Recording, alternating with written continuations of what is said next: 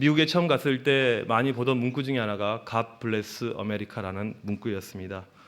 미국을 축복하여 주셔서 그 문구를 보면서 이 나라가 축복받은 이유가 다른 데 있지 않고 여기에 있구나. 너무너무 자주 보고 늘 눈에 띄는 이 문구인데 그들의 소망대로 그렇게 이루어지고 있구나 이런 생각이 들었습니다. 근데 시간이 지나면서 그 문구를 볼 때마다 짜증이 나기 시작했습니다. 왜 지는 나라만 복을 달라고 하지?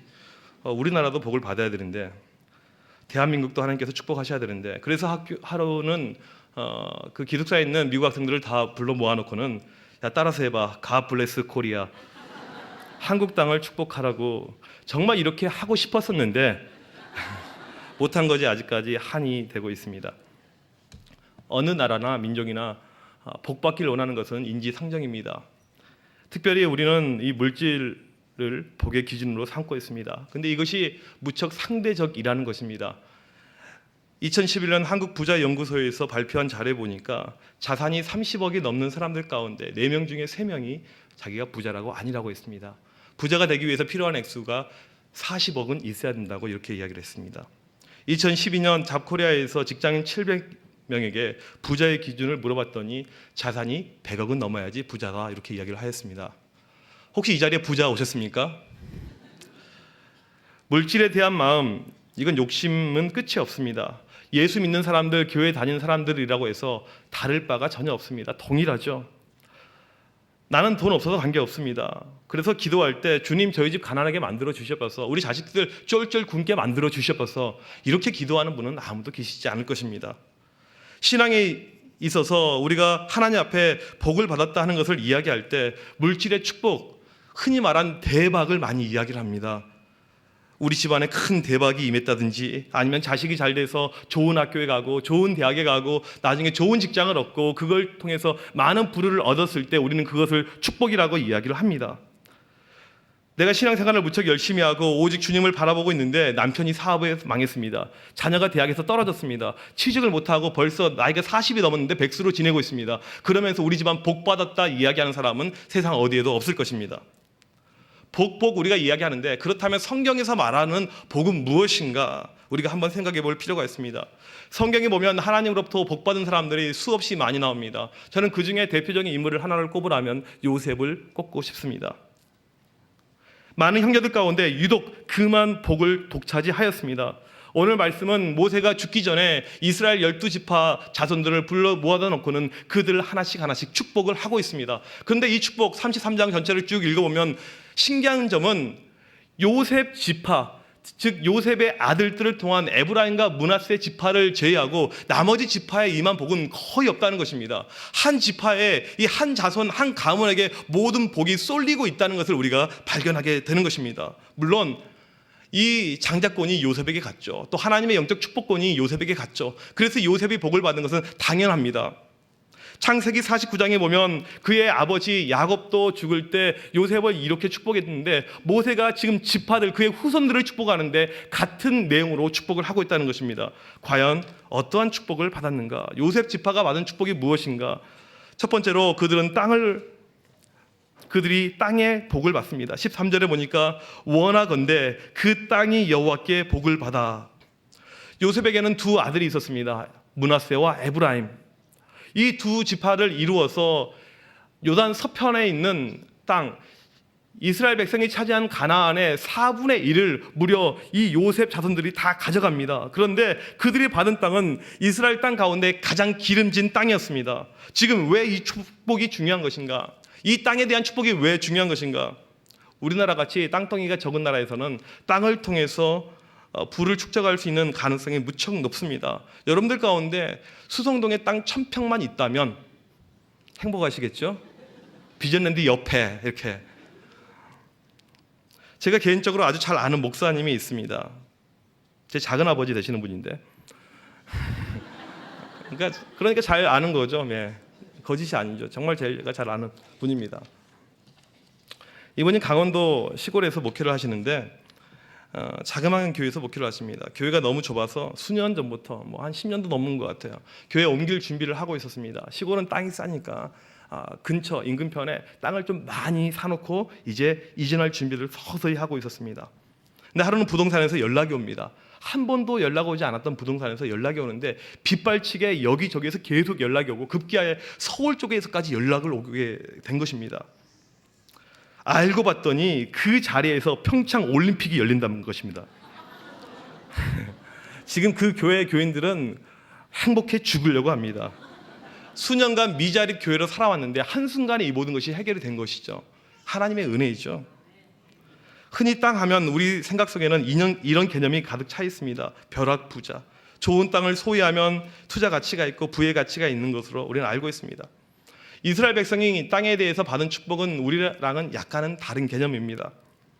그들은 오랜 기간 유목 생활을 하였습니다. 땅이 필요가 없죠. 좋은 목초지만 있으면 됩니다. 그래서 꾸준히 이동하면서 좋은 풀을 얻어서 그들은 양을, 소를 이렇게 키웠습니다.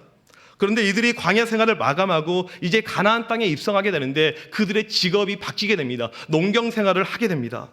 이때 가장 중요한 것은 비옥한 땅인데 하나님께서 미리 그들에게 가장 좋은 땅, 즉 농사짓기 가장 완벽한 땅을 예비하시겠다는 축복인 것입니다. 우리나라 땅은 대부분이 비옥합니다.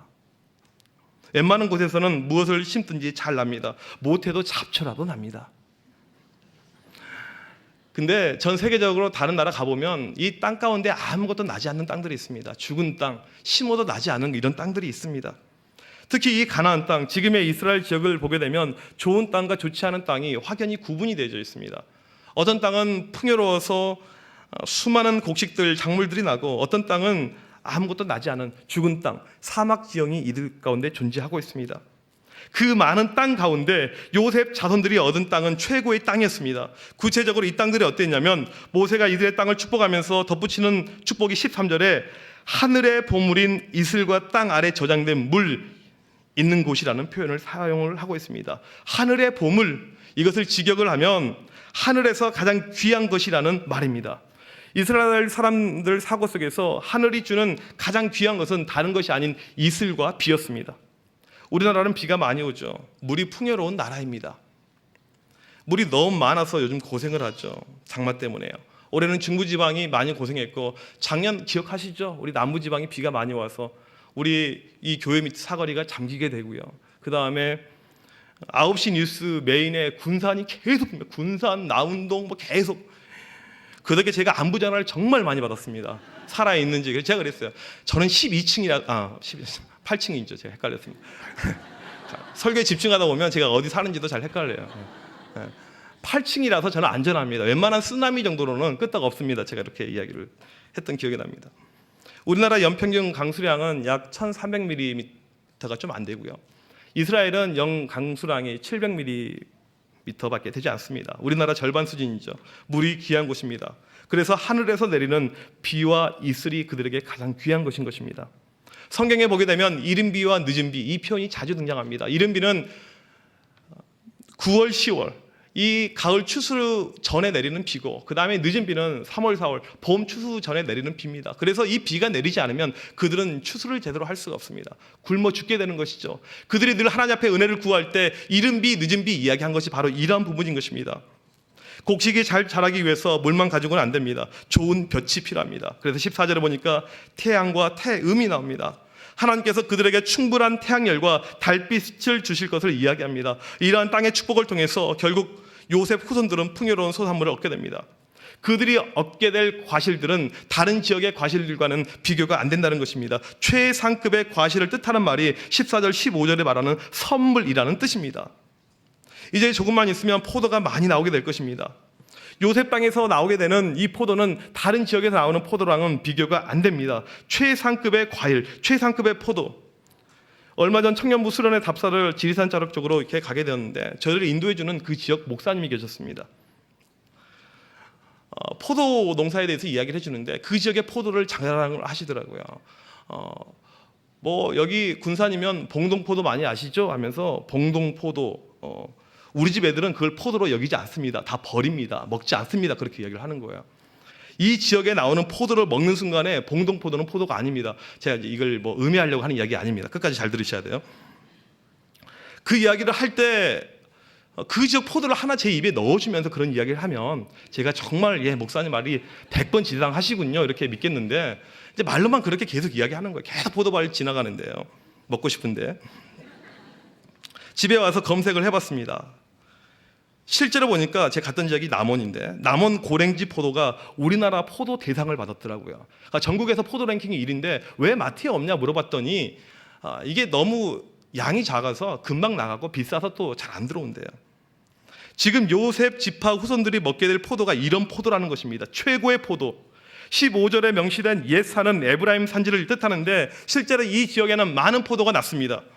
또 작은 언덕이라는 말이 나오는데 저 지대를 말하는데 이곳에서도 여러 가지 풍요로운 소산물들, 특산물들이 많이 나왔습니다. 지금 하나님께서 요셉 지파를 축복하시는데 그들이 땅을 통해서 엄청나게 얻을 이 축복들, 이 소산들을 이야기하고 있습니다. 우리로 치면 쉽게 이야기하면 물질의 복을, 풍요로움의 복을 그들에게 이야기를 하고 있는 것입니다. 여러 지파들이 같이 일합니다. 같이 땀을 흘립니다. 그런데 유독 요셉 지파만이 이러한 풍요로운 축복을 얻을 것이라고 하나님께서 이야기를 해주고 있습니다. 요셉의 축복은 그냥 땅의 축복에서 끝나지 않습니다. 땅이 풍요롭고 소산물이 많고 이것을 통한 부의 축복 여기서 끝나지 않습니다. 두 번째 축복은 인적 자원의 축복입니다. 실제로 보게 되면 집안에 돈이 많습니다. 부유합니다. 그런데 자식들이 잘 안 되면 별로 이게 행복해 보이지 않은 모습을 보게 됩니다.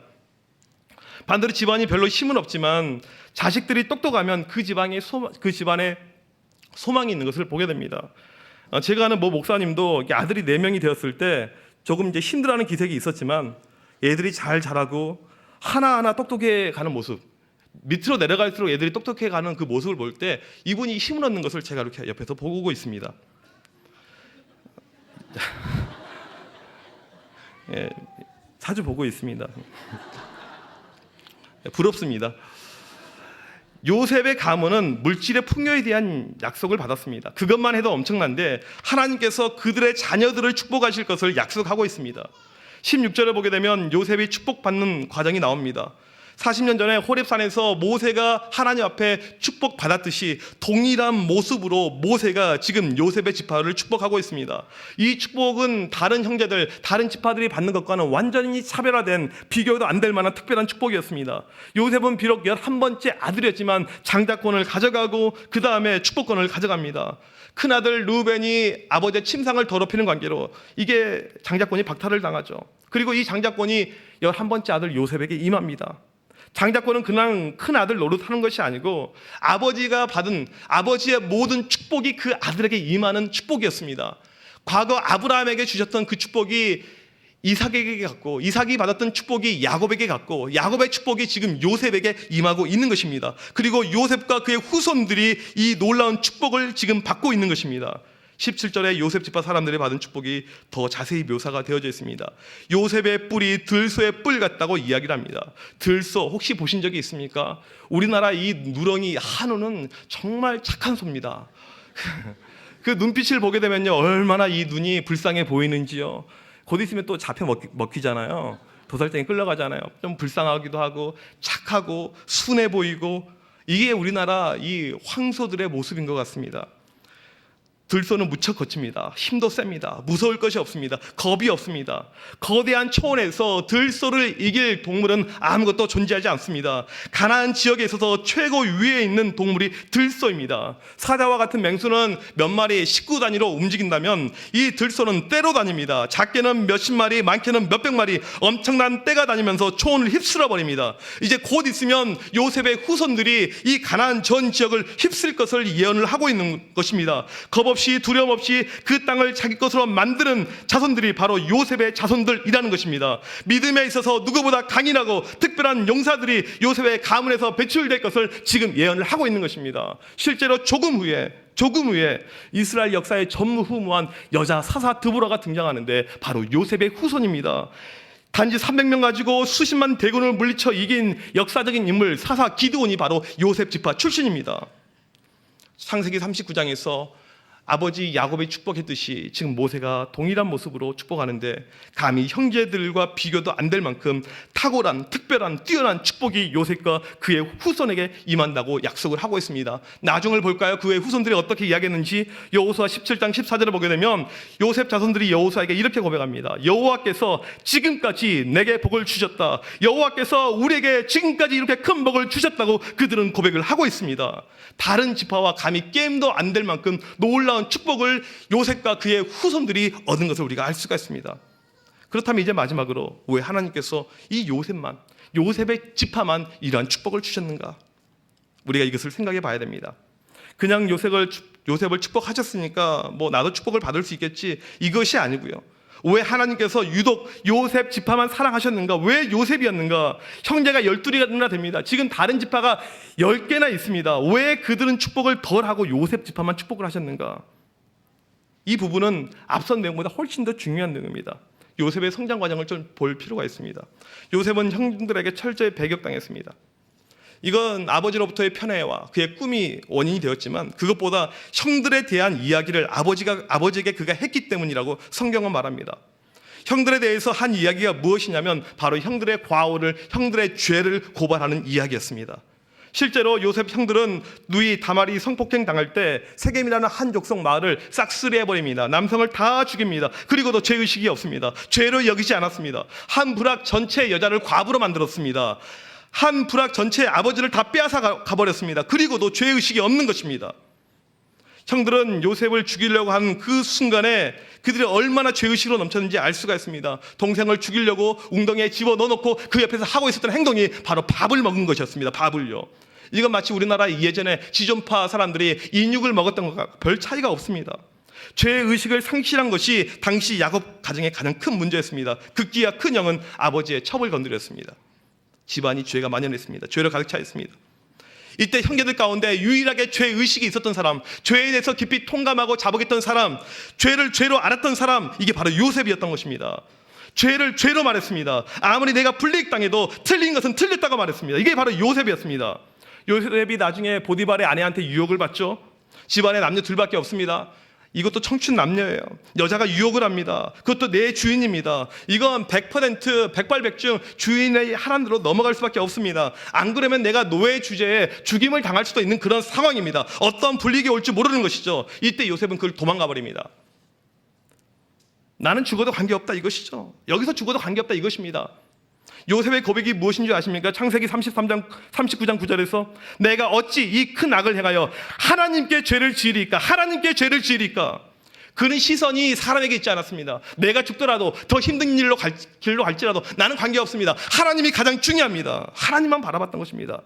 그래서 죄된 것이면 그 자리를 피한 것입니다. 멀리하였습니다. 이것이 바로 요셉의 믿음이었습니다. 감히 형들과 비교도 안 되는 차별화된 죄에 대한 민감함이 있었기 때문에 하나님께서 이 요셉을 선택을 하신 것입니다.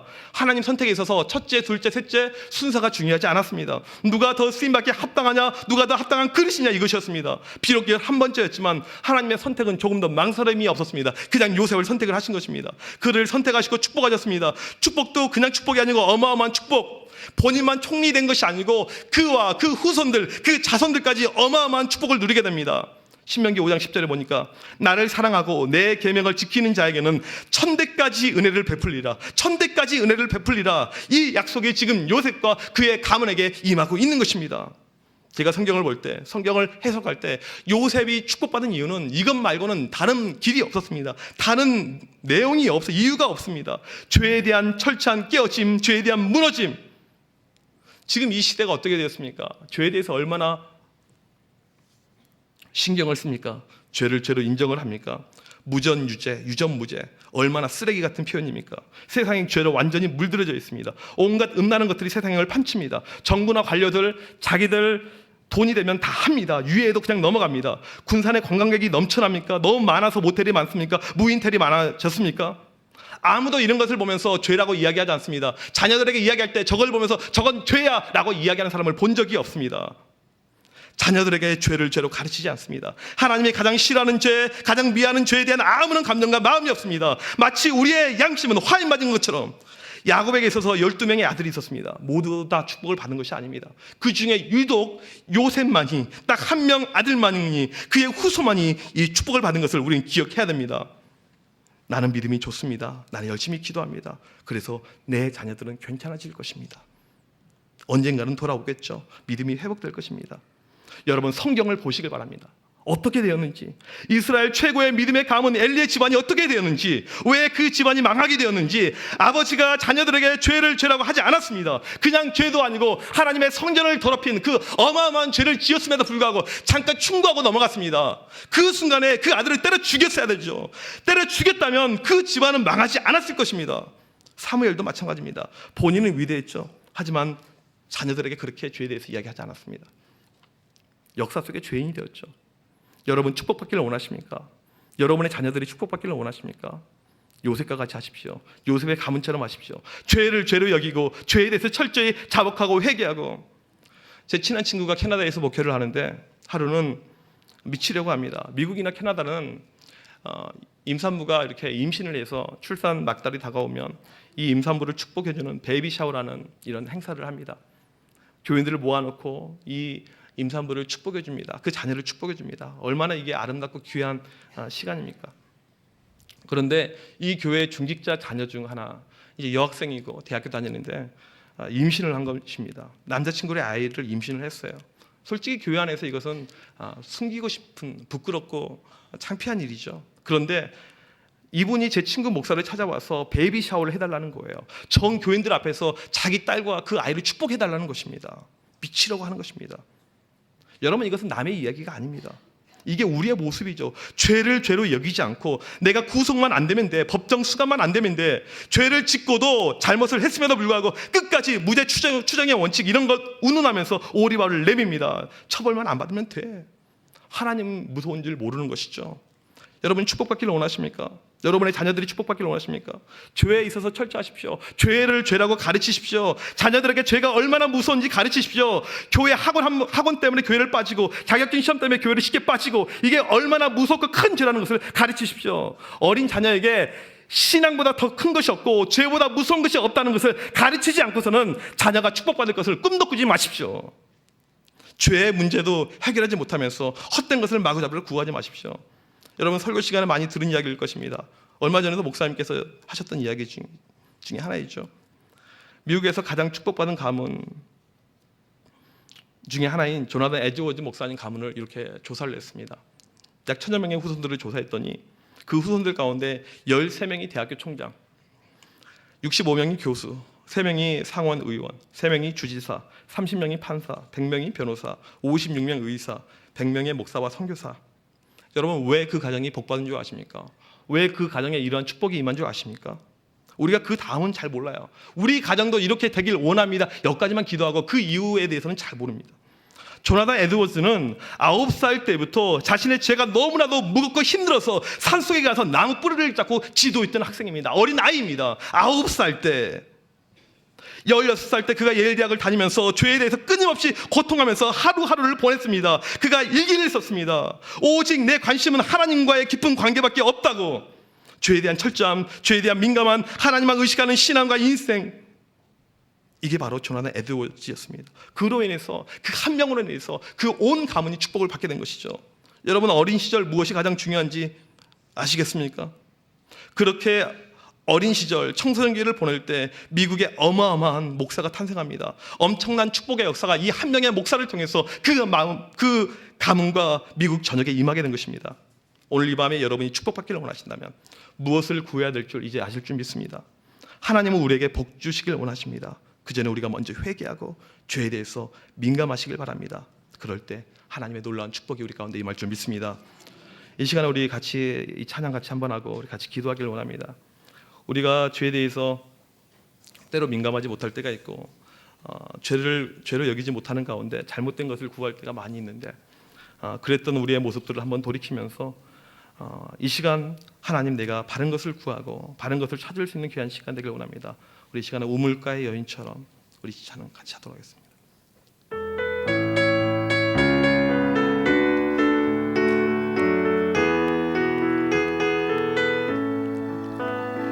우물가의 여인처럼 난 구했네. 헛된 것들을 그대 주님 하신 말씀 내 세매와 생수를 마셔라. 오 주님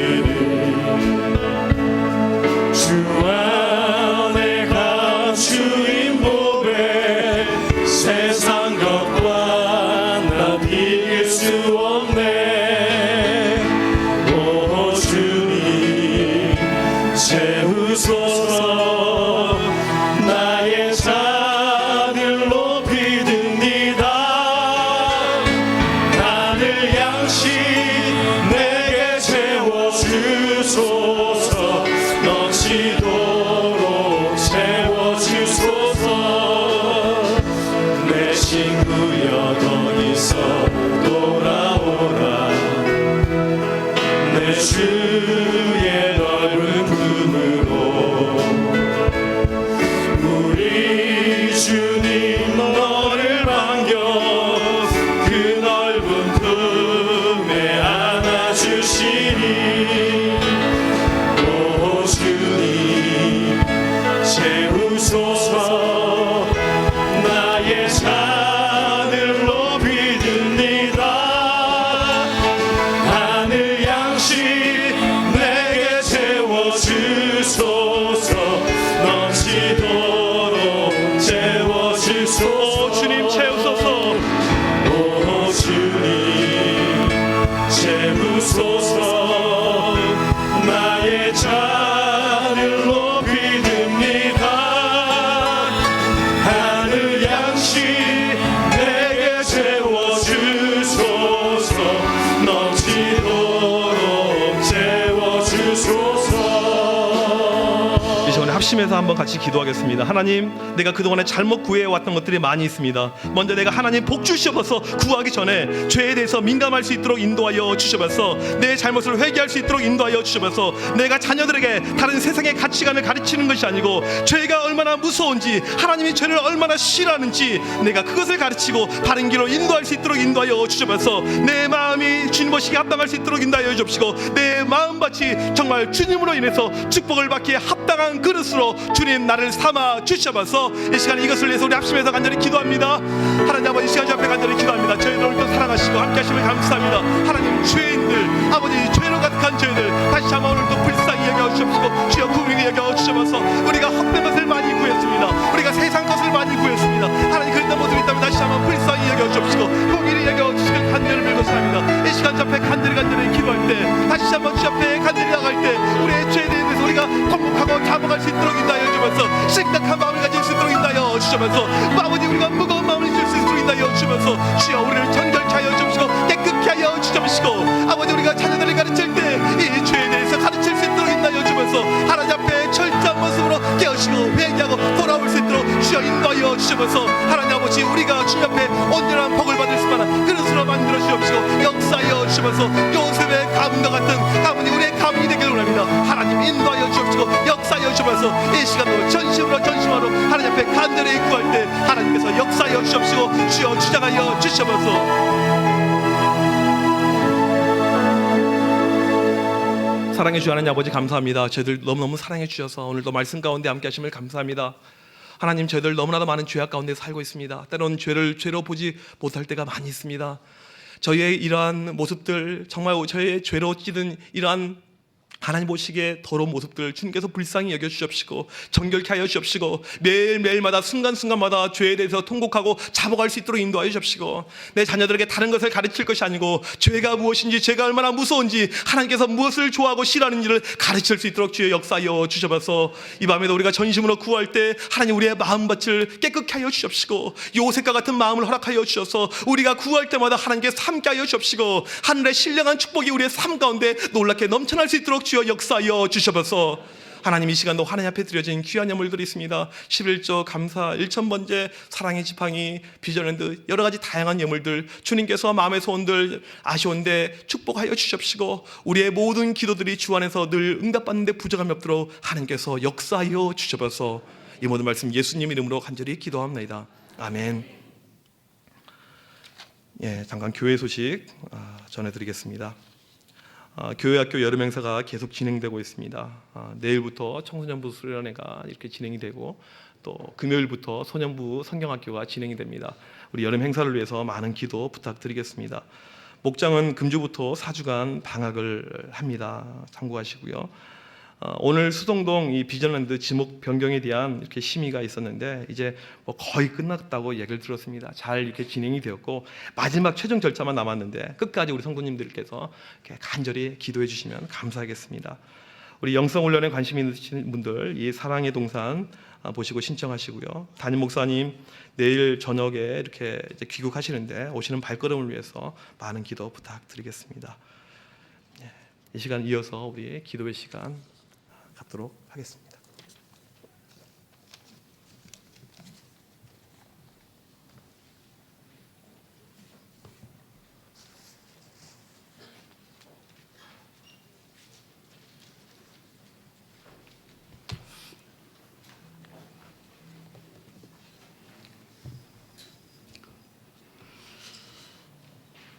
자, 우리 스트레칭 한번 해보도록 하겠습니다. 우리 깍지 끼우고 한번 위로 한번 올려볼까요? 자, 오른쪽으로 한번 해보겠습니다. 왼쪽으로 한번. 자, 뒤로 한번 해볼까요? 뒤로. 다시 한번 오른쪽으로. 자, 왼쪽으로. 자, 뒤로. 앞으로 한번. 어깨 앞으로 한번 돌려보겠습니다. 자, 뒤로 한번 해보시고. 자, 이번에는 오른쪽에 있는 사람 어깨 한번 주물러 보도록 하겠습니다. 오른쪽에 있는 분 어깨 한번 주물러 주시고, 옆에 주무르면서 너무 감정 표현하지 마시고 사랑의 모습으로 한번 주물러 주시기 바랍니다. 자, 반대로 왼쪽 한번 주물러 주시고,